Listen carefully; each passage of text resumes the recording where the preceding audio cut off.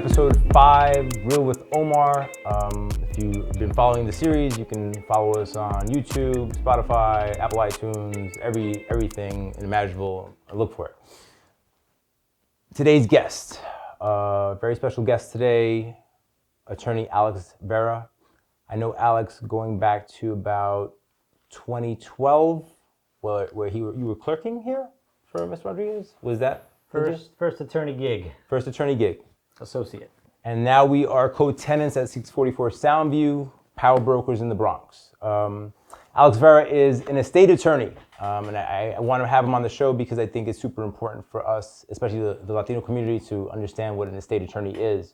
An estate attorney that's also Latino, to me, is almost like a unicorn.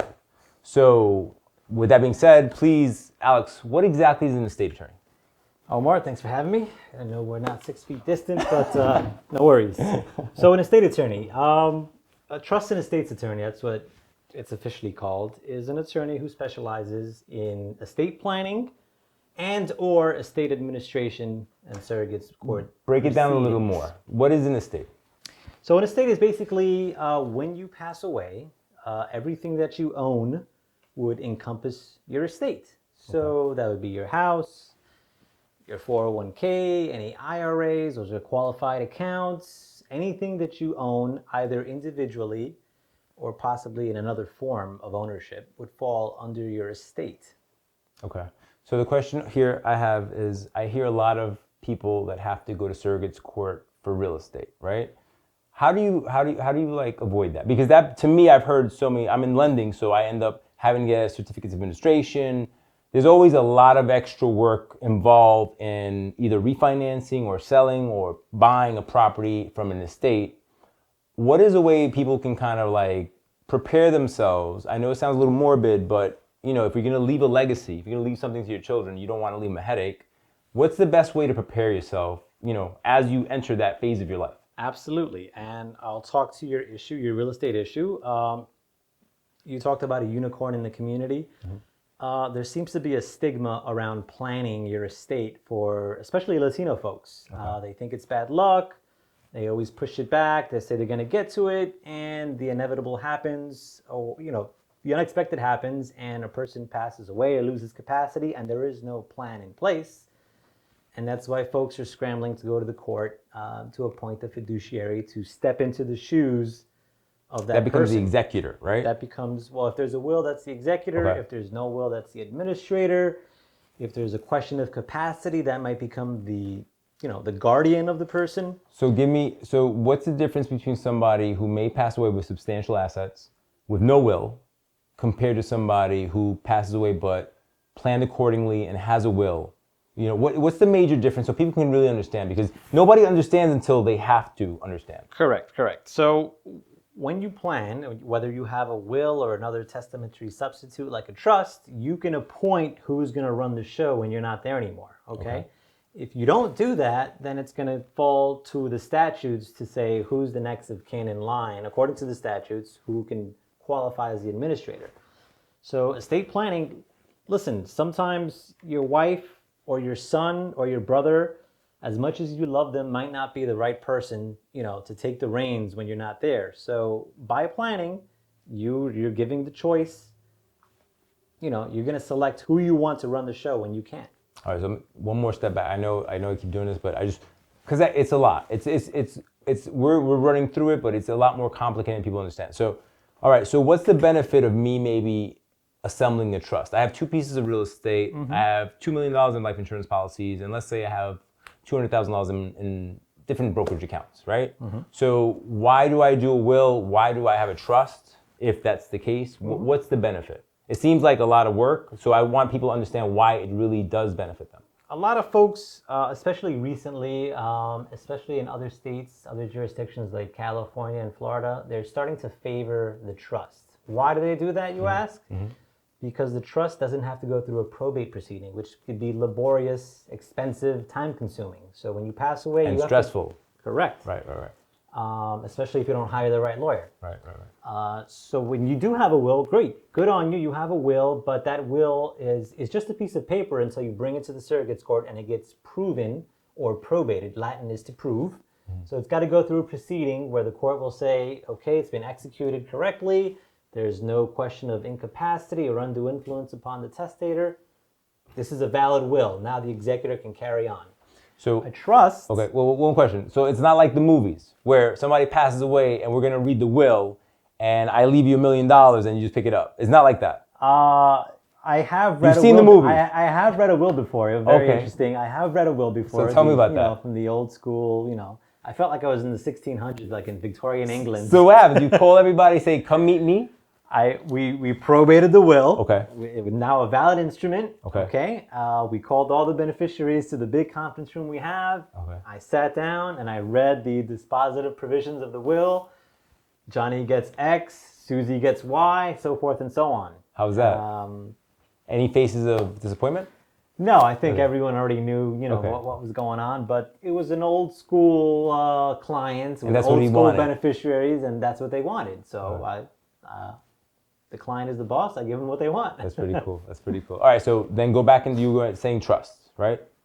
Right. So the reason that other jurisdictions and increasingly in New York are going toward the trust is that you get to avoid a probate proceeding. Right. You don't bring a trust to the surrogate's court when the person passes away. The trust is almost self-proving. When the person passes away, you have the trust instrument, you have a death certificate, and you can carry out the instructions of the trust without any approval of the court. Okay. That also cuts out the possibility of contesting the plan. It's not to say that it's impossible to contest the will. It's just a little more Is difficult. it impossible to contest the trust? It's not impossible to contest either. So anything can be It's contested. certainly, and you hear about this all the time, you know, in the media or, you know, in the neighborhood, it is possible to contest a will. It happens all the time. Okay. People are not happy with what's in the will, and, you know, once you offer the will for probate, you have, if you're an interested party, you have an opportunity to contest the will. But just being, all right, so just not being happy with what's read in a will, is that enough to contest? Or you have to really have like some sort of serious deviant or deficiencies that you're like, hey, that's not a real will, that's not the will? You have to prove that the will is not either executed in conformity with the law, that the testator, the person who made the will, was under some kind of incapacity, or that the testator was the product of, or the will was the product of undue influence or some kind of fraud. Like duress. Correct. And in New York State, you need how many witnesses to witness you sign a will? In New York State, and to my knowledge, in every state in the union, you need 2 witnesses to Plus witness. the testator, plus the attorney, the testator. No, you don't need, you know, an attorney can draft a will for you. Doesn't necessarily have to be present at the execution ceremony, although it does help to make sure that everything is all the T's are crossed and I's dotted. But no, you just need 2 witnesses. In New York State, they can't be interested witnesses. They can't be receiving property under the will, Right. or shouldn't be a close relative of the testator. But you do need 2 witnesses. I have a question. Is it power of attorneys or there's another form that I saw that says that the person who is signing the form doesn't have is like rescinding or revoking his, like, he can get paid for it. You know what I'm talking about right now? Under power of attorney? I've seen that where they're saying, you know, I'm not benefiting from this. Is that customary, or is that something that I just saw on a form recently? I know under durable powers of attorney in New York, if you want your agent to be compensated, There you go. That was the wording I saw. Right. Compensation. You can certainly provide for that in the instrument. I don't think in 10 years that I've seen a principal, which is the person giving the power, check off the box for compensation of his agent. It's pretty rare, not to say that it can't happen. It's certainly an option, but I haven't seen it. Okay. Okay. How long, let's say somebody expires, client comes to you, says, look, there's 2 houses, there's this, there's that. What happens next? What's the method? Like, you know, look, my father left me 3 houses and $2 million, but I can't access it. It's under his name, not my name. What's the next step? What do? They contact Alex Vera and say, look, what happens? So the first question is obviously, is there a will? Okay. Let's look for a will. Let's look in the person's personal effects to see if, in his personal records, to see if there's a will. Maybe there's a safe deposit box. Hopefully someone has access to it. the number one question is there a will? What if there's not a will? If there's no will, Which is how many times the case? unfortunately, around here, it's quite often. Absolutely, People that's why- don't have that's why I'm wills. asking. So if there's no will, then you have to look to the statute, and it'll tell you who would be the appropriate party to apply for letters of administration. Okay. If you're married with children, it's going to be the wife. If you're not married and you have children, it's going to be your children. They The have oldest or all of them? No, not the oldest. Okay. It's, no, All of them have equal access. they all have equal access. I would hope that they would nominate the wisest and most responsible among them. Right. Okay. If there's no children, it's the parent. If there's no parent, it's the sibling, so forth and so on. Okay. So then, I need to. So how do they do that? Like, what happens? Like, they say, I want to get the letters. What do I They do? come to the office. We discuss the decedent, what the decedent owns, whether you even need administration. Okay. Sometimes you might not. What's the threshold for that? What do you need to have minimum to know that you need it? Like, Even if you have $100 Okay. that was titled in the decedent's name alone, you'll have to go to the court to get what's called a voluntary administration or a small estate certificate Small estate to certificate, access okay. that $100 in the okay. bank. Okay. So then, we're bigger now. We have the 2 houses, $2 million. Now we have $10 million. Let's what do we rock do? and roll. Okay. So Okay. we gather as much information as we can. We have a death certificate. We have a nominated administrator. One of the kids. Okay. Hopefully everyone in the family is on board. Agrees, right? We try to get a good estimate of the value of the estate to see if taxes are going to be involved. What's the threshold in New York City? New York State. New York State. sorry. Right now, it's currently about $5.5 million. So if it's $5.5 million or less, there is no no New estate York tax. estate tax. Okay, no New York Federally, it's now $11.5 million for a higher. single individual, $22 million and change for a married couple. okay. So we're probably not going to see too many people with federal estate taxes. Okay. But you're all welcome. You're all welcome to call Alex Vera, Vera lawyer. Okay. All right. So you go to the court with this information. We prepare an administration petition. We submit it to the court along with the supporting documents. Unfortunately, the courts are, even in good times, are a little slow, and now under COVID. Yeah. Well, how long usually? Before COVID? That's the $1 million question. Clients always want to ask, how long is this going to take? Fastest that you've seen? COVID? Pre-COVID. Pre-COVID, 30 days, Slowest? Pre-COVID? 6 months, 9 months. Fastest? Well, COVID is 9 months old right now, right? COVID is, COVID's taking especially if there's any kind of hesitation or lack of cooperation between the family members, it could take a while. Rough. Listen, post-COVID, maybe 3 months at the fastest, Okay. 4 or 5 months slowest. During COVID? Correct. Okay. Yeah. So 3-4 months.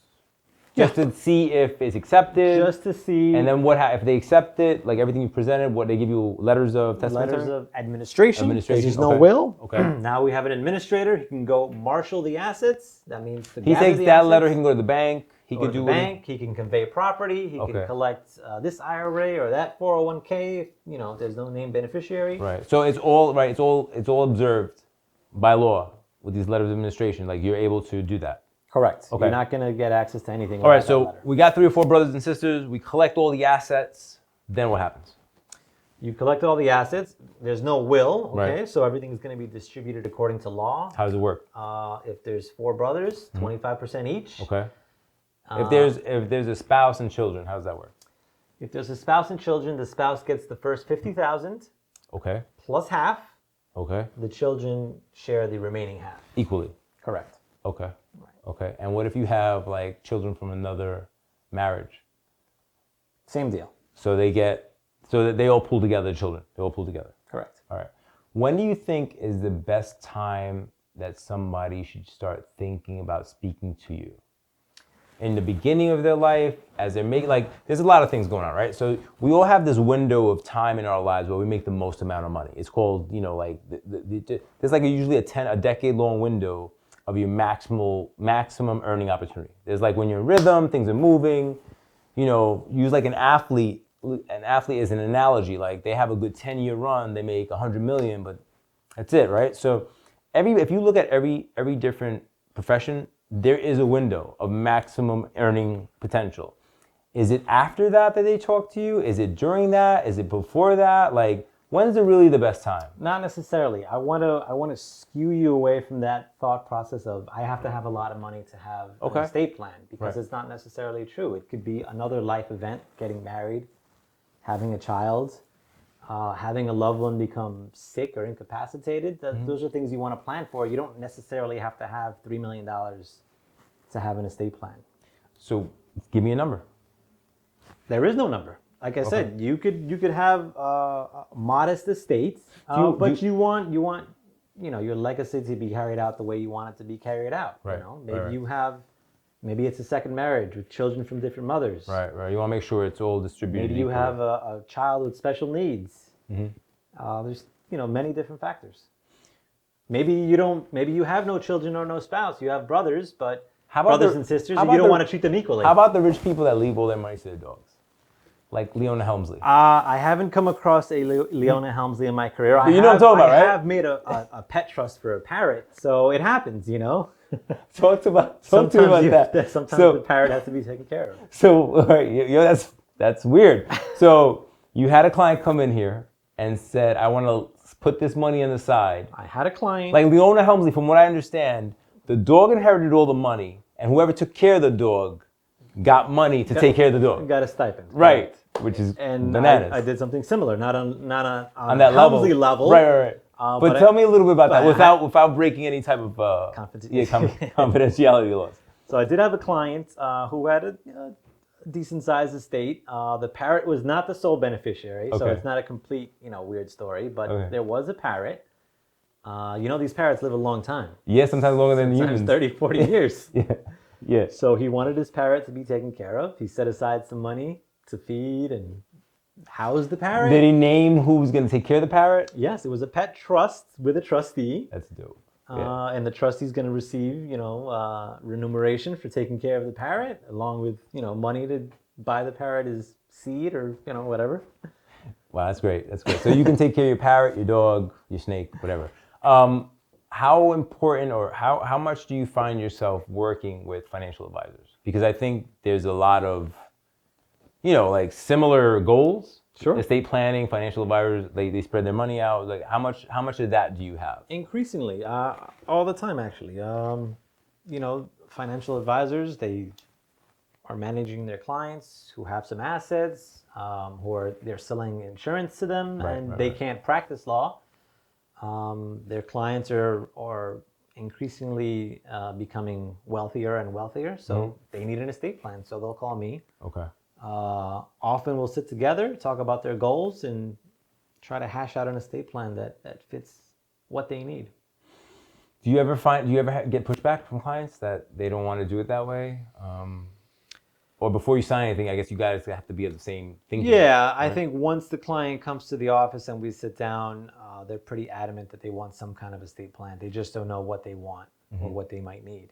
And that's where you get together and sit down and I wanted you have on the show. it out. I wanted to have you on the show because I always have my own questions. Because as I grow in assets and income and stuff like that, I always run up to his office like, what if I do it? What if I do that? It's important, man. And I think that especially as Latinos, I don't think we tap that enough. I think, they look at real estate as a vehicle. They look at just cash on cash. They don't understand that you can buy sometimes certain things that'll pay you back dividends for your retirement. Sure. And I wanted to touch on especially the earning potential during those windows, because I think a lot of people overlook that. When you start your career, your journey, whatever it is, whether you're an entrepreneur like me or an attorney like you, when you first start, it's a certain thing. Then you establish yourself and you hit a certain stride, and then you're within a certain network, and all of a sudden you have this run where you're making probably the most money you're going to make in a 10-year period. Not the rest of your life, but for that 10 years. Hopefully it stretches out. Yeah. Look, there's different levels to it. Like I've sat with really, really influential or affluential people that say, look, I could get it back in my 60s. Like they have that type of confidence because they built multiple businesses. They burned, they fell, crashed and burned on a few, but they're like, yo, I'm going to make it happen again. But I think that some people, because I'm only talking from personal experience, right? It's like when I first started in my career, my journey, I opened up a small life insurance policy, and it becomes a discipline thing about, this is what I'm making, but let's put this 100 here, let's put that 100 here. Like it becomes almost like repetitious. It becomes natural as you do it more. In the beginning, it's always hard. And I think that people, especially Latinos, going to somebody to talk about what's going to happen to my stuff after I'm gone, I think it just makes them realize their mortality. And maybe that's something they really don't want to deal with. I mean, I've heard some clients say, fuck my kids. I've heard that. Be like, yo, this is how I built. I'm going to burn it and let them do their own thing. I mean, you probably don't hear that because they're coming to see you for a plan. Well, I have heard of clients that are not satisfied with the way their kids have turned out. And, okay. And that's a good reason to have a will, because if you don't have a will, your kids are going to carve out. That's right. Johnny, you only get 5%. If that. Right. So have you actually seen that? People just cut other people out? Absolutely. Yeah. And yeah, we even have no contest provisions that encourage. What is that? Yeah, I mean, people want to know. I want to know. You can have a will, and like we spoke about before a few minutes ago, if you're an interested party, which means if you would have received something but for the will, you could contest the will. Right. But there are vehicles where you could plug in no contest provisions into the will to discourage litigation. So that means and this is my will and that's it. I don't care what you think. You can't. If you go to court, you're gonna get penalized, or what? How do you like dissuade people from contesting a will? There's a no contest provision, which is recognized under New York law. Not all states have that. I know Florida doesn't believe or have a no contest provision in their Florida's statutes. also the state that everybody gets half automatically, right? Or is that California? You're talking about community states. Yeah, community states. I think that's definitely Texas, Louisiana. I'm not sure about California. I think that might be the next bar. All the rich people, all the rich people seem to not want to get married in California. Yeah. Possibly. Yeah. But a no contest provision, to get back to your point, discourages people from contesting the will. It doesn't mean you can't. Doesn't mean you can't. Just it's a little more complicated than a 30-minute conversation. Okay. But if you have questions, call the office. All right, man. So there you have it. Trusts, wills, and estates. Correct. Alex Vera. You can get him on veralawyer.com. Veralawyer.com. Any phone number you want to give the people, or? Sure. I'll give you my direct office line, 718-542-8882. Thanks. Call at your convenience. Thank you, my brother. Thank you.